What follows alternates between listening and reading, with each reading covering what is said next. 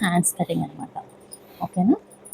ఇప్పుడు హ్యాండ్స్ అనేవి టూ ఒకసారి మనం కట్ చేసుకుంటున్నాం కాబట్టి ఇలా హ్యాండ్స్ అనేది చూడండి క్లాత్ అనేది ఇట్లాగా వేసుకుందాం. ఓకే, ఇట్లా వేసుకుంటే మనకి 4 జాయింట్స్ అనేవి వచ్చేస్తాయి అనమాట. ఇట్లా వేసుకుంటే 4 జాయింట్స్ అనేవి మనకు వస్తాయి. అదే నేను వీడియోలో చూపించినట్టుగా హాఫ్ ఫోల్డింగ్ వేసామనుకోండి,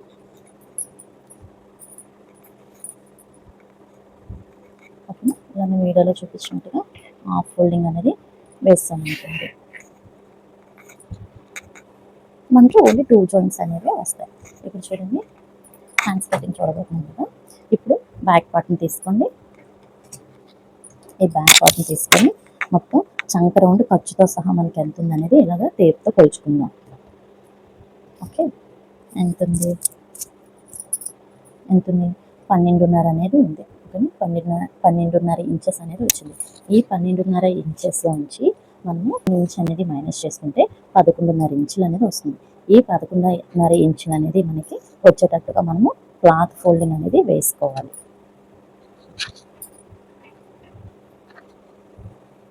ఓకేనా, 11.5 ఇంచులు వచ్చేటట్టుగా క్లాత్ ఫోల్డింగ్ అనేది మనం వేసుకోవాలి. వేసుకున్నప్పుడు ఇక్కడ చూడండి, మనం ఇది ప్లెయిన్ బ్లౌజ్ లెక్కలోకి వస్తుంది కాబట్టి, ఇది మనం లైనింగ్ సపోర్ట్ లేకుండా బ్లౌజ్ కుట్టుతున్నాం కాబట్టి ఇక్కడ మనకి హెమ్మింగ్ కోసం అని ఇలా మనం ఒక 1 ఇంచ్ అనేది ఇలా ఫోల్డింగ్లో పెట్టుకుందాం.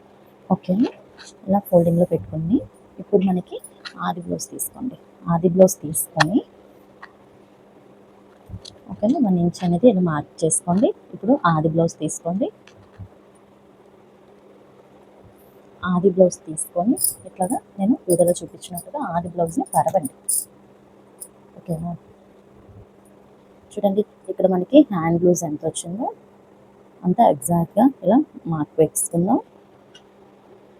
అలాగనే ఖర్చు కోసం 2 ఇంచెస్ అనేది పెట్టుకుందాం. అలా టైప్తో 2 ఇంచెస్ అనేది మార్క్ చేసుకుందాం. అలాగే లెంత్ కూడా చూడండి ఎగ్జాక్ట్గా నీట్గా ఆది బ్లౌజులు అనేది ఇలా పరుచుకొని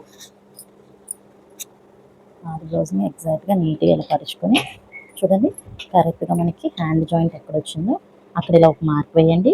అలాగే ఖర్చు కోసం ఒక 1/2 ఇంచ్ అనేది పైకి మార్క్ చేసుకోండి. ఓకేనా, అలాగనే ఇక్కడ సైడ్ జాయింట్ దగ్గర కరెక్ట్గా ఒక మార్క్ చేయండి. అలాగనే చూడండి ఇక్కడ మనకి సైడ్ జాయింట్ కన్నా ఒక 1/2 ఇంచ్ అనేది ఇలా పైకి మార్క్ చేసుకోండి. ఓకేనా, లేదు చూడండి లెంత్ దగ్గర కరెక్ట్గా ఒక 1/2 ఇంచ్ పెంచుకున్నాం కదా, అక్కడ మార్క్ చేసుకుందాం. అలాగే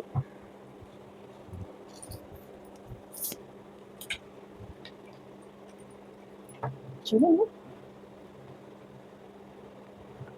ఓకేనా, చూడండి ఇక్కడ జాయింట్ దగ్గర హ్యాండ్ జాయింట్ దగ్గర పైన ఒక 2 ఇంచులు అనేది ఇలా పెట్టుకొని ఓకే, ఈ 2 ఇంచుల దగ్గర marking and side hand down marking వచ్చింది కదా, అక్కడ ఈ రెండు కలిపి ఇలాగ ఒక లైన్ అనేది కలుపుకుందాం. కలుపుకొని ఈ షేప్లోనే ఇందులోనే మనము హ్యాండ్ రౌండ్ షేప్ అనేది మనం లైట్గా ఇలా నేను వీడియోలో చూపించినట్టుగా తీసినట్టయితే మీకు హ్యాండ్ కటింగ్ కూడా వచ్చేసినట్టే. ఇప్పుడు బ్యాక్ పార్ట్ తీసుకోండి. బ్యాక్ పార్ట్ తీసుకొని ఒక 1/2 ఇంచ్ మార్జిన్లో పోతుంది కదా, ఒక 1/2 ఇంచ్ ఖర్చులో పోతుంది కదా, ఆ 1/2 ఇంచ్ వదిలేసుకొని ఇలా బయటకు 1/2 ఇంచ్ వదిలేసుకొని చూడండి 1/2 ఇంచ్ ఇలా బయటకు వదిలేసుకొని రిమైనింగ్ అంతా కూడా ఈ రౌండ్ అనేది మనం ఇలా చెక్ చేసుకుంటే చూడండి కరెక్ట్గా వచ్చింది కదా. చూసారు కరెక్ట్గా మార్కింగ్ చేసుకున్న దాని ప్రకారం మనకి కటింగ్ అనేది వచ్చింది. చూసారు కదా, ఇప్పుడు మనకి హ్యాండ్ కటింగ్ కూడా అయిపోయింది. హ్యాండ్ కటింగ్ చేసుకుంటాం మార్క్ చేసుకున్న దాని ప్రకారం కూడా మనం కట్ చేసుకుందాం.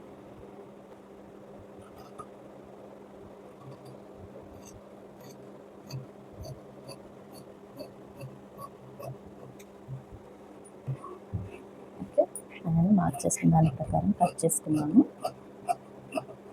ఓకే, ఇప్పుడు మనకి ఇక్కడ 1 ఇంచ్ దగ్గర మార్క్ చేసుకున్నాం కదా, అక్కడ చిన్న కట్ పెట్టుకుందాము. ఎందుకంటే హెమ్మింగ్లోకి వెళ్ళిపోతుంది కాబట్టి. అలాగే జాయింట్ దగ్గర కూడా ఒక మార్కింగ్ అనేది పెట్టుకుందాము. ఓకే, నెక్స్ట్ వచ్చేసరికి కరెక్ట్గా సెంటర్ హ్యాండ్ జాయింట్ సెంటర్ దగ్గర కూడా ఒక మార్కింగ్ అనేది ఇలా మనం పెట్టుకుందాం. ఓకేనా, ఇప్పుడు మనకి హ్యాండ్స్ కటింగ్ కూడా అయిపోయింది.